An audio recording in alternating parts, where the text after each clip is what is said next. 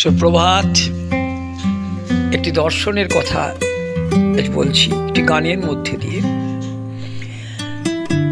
একটা পাখি, সেই পাখি মহামাঝ সমুদ্রে একটা জাহাজের মাছ তুলে একবার বসছে আর একবার ছুটে উড়িয়ে যাচ্ছে শুধুমাত্র ডাঙার খোঁজে, পাড়ের খোঁজে, কিন্তু কুল কিনারা পাচ্ছে না।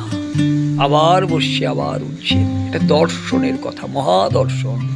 তাই আমাদের আধ্যাত্মিক জগতে বলা হচ্ছে, সাধক কবির গান দিয়ে বলতে হয়, পাখি তুই ঠিক বসে থাক, ঠিক বসে থাক, ঠিক বসে থাক রে, রামকৃষ্ণ নামের মাছ তুলে, ও তোর বিথায় ওরা নড়া চড়া, তুই কুল পাবি না ও কুলে। তুই যেদিকে যাবি দেখতে পাবি জলে জলাকার, ও তার নাই অন্ত দিক দিগন্ত অকুল পাথার। তাই তুমি নড়াচড়া করো না। বলছেন পাখি তুমি রামকৃষ্ণ মাছ তুলে, আমরা সেই পাখি, আমাদেরকে সেই পাখি ভাবতে হবে। আমরা যদি শ্রী গুরুর চরণ আশ্রয় করে থাকি, আমাদের নিজ নিজ আরাধ্য দেব দেবীর যদি একদম আঁকড়ে ধরে থাকি শ্রী চরণ, তাহলে আমরা একদিন একদিন কুল পাবই, একদিন একদিন তার কৃপা পাবো।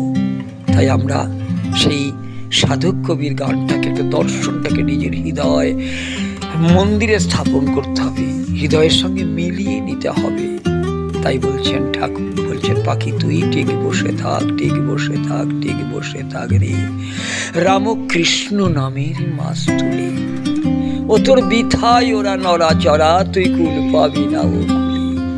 তুই যেদিকে যাবি দেখতে পাবি জলে জলাকার, ও তার নাই অন্ত দিক দিগন্ত অকুল পাথার।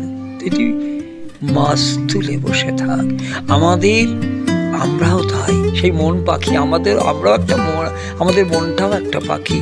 সেই মন পাখিকে আমরা শ্রী গুরুর মাছ তুলে বসিয়ে রাখতে হবে, আরাধ্য দেবতার মাছ তুলে বসিয়ে রাখতে হবে। জয় ঠাকুর।